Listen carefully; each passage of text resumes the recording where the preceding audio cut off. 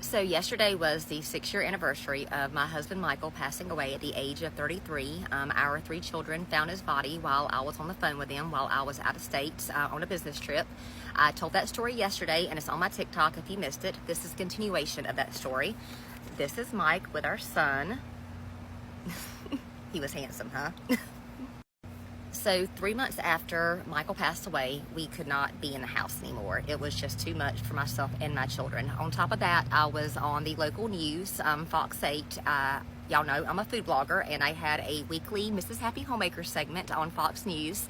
And after he passed, it was news. You know, I was on TV, so it was news, and it was all over the TV and it was in the newspapers, and no matter where we went to try to get groceries, even if it was an hour away from the house, people recognized me and came up to my children and myself and told us how sorry they were and wanted to hug us. And I know that they meant well, but at the time it was just too much for me to handle. It was too much for my kids to handle. So all of that combined, we decided to pack up and jump ship, so to speak, and move from my hometown of Asheboro, North Carolina, to the Georgia area to be closer to my mother and my stepfather who live here. So we were here for about 2 weeks when I found out that one of my best friends, Joan, also a food blogger from Chocolate, Chocolate, and More Chocolate, had passed away. She died in her sleep, and she also had 3 children, and it wrecked me. A week after that, my cat died. The next day, my dog died. 2 weeks later, 2 more of my dogs died. And it was a lot. Now, my animals were older, but it was a lot. It was a lot. And losing Mike, my husband, one of my best friends, and 4 pets within a 4-month period about killed me. About killed my youngins. It was a lot to deal with. So I proceeded to have a year-long mental breakdown. Cheers. What else can you do other than have a mental breakdown when something like that happens? It took us all a long time to get through that, and people ask me all the time today if we're fine, how are we okay? And that's such a mixed question. We are okay and we are not okay. I mean, that's just the simple truth of things. We've definitely been affected by it. Do we let it run our lives? We try our best not to, but there are days that the waves of grief still come up and swallow your whole. But I would say that all 3 of us try our very best to find the joy in each day, because we don't want to be sad all the time. And Michael wouldn't want us to be sad all the time. So, well, after about a year, I got sick and tired of being so sad all the time, and I started taking little steps to bring joy back into my life. One of the biggest ones is I started writing in a gratitude journal. I started doing this every day, and I still do this every day.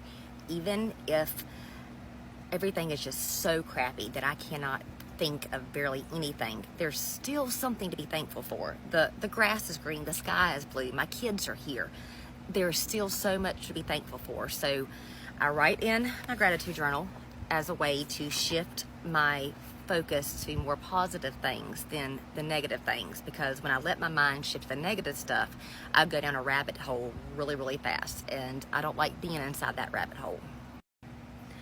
So during my year-long mental breakdown, I was so blessed and had a lot of good friends in the food blogging community. I'm telling you, when Mike died, the food blogging community came together for me in such a way. So I did not work for a year. Didn't do anything that was productive, so to speak. I mean, I kept my house clean and stuff for the most part, but didn't do like work, you know? My job is to create recipes, make videos, publish those recipes, edit those recipes, that kind of stuff. I run the website mrshappyhomemaker.com, and I have a pretty large following on Facebook. Several bloggers, lots and lots of bloggers, got together and started updating my website for me. For about 3 months after he passed away, 3 to 4 months, they did that for me. And then they had shared it so much and on all of their social media channels and gotten the word out there so much, and so did Fox 8, that I didn't have to work for those several months. I had income coming in from the blog regardless if it was being updated, and my blog grew more in that 1 year that I didn't work in the whole like 5-6 years I had been doing it before. That was how much people came together. Insanely blessed because I completely understand that a lot of widows don't have that luxury. That was such a blessing to not have to worry about it for a while so I could get my crap together, so to speak, because I had fallen apart. Now, when my husband passed away, he was 33, so we had not gotten life insurance, which if you're watching this, go get life insurance. You never know, go get it. And even though I was on, there's my chickens, even though I was on Fox 8 News, they were not paying me for being on Fox 8 News. It was done in all my weekly segments were in exchange for free promotion of my website because I was trying to build it. I was trying to make it something. And my husband at the time was on full-time disability.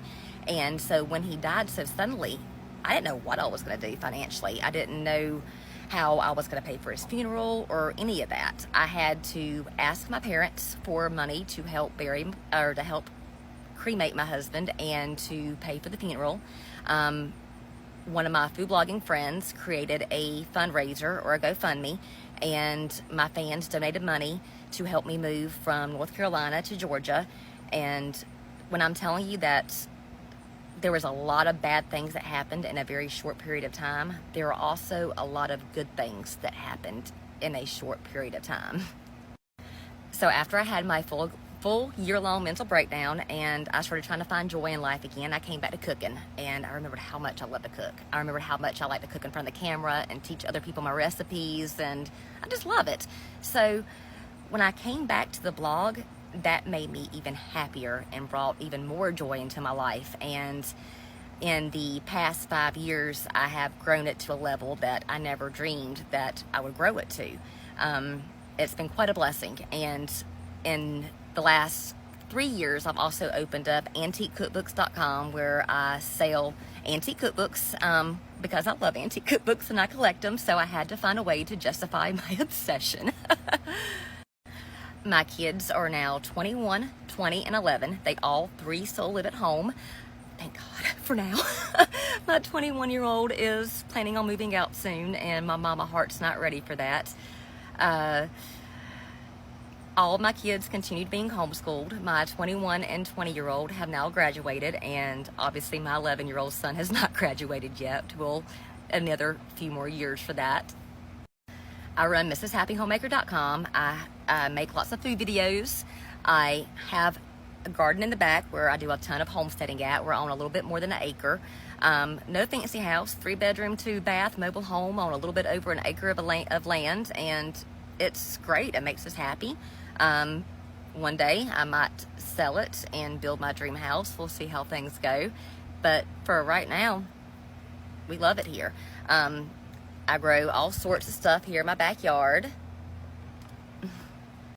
I got my chickens, my kids,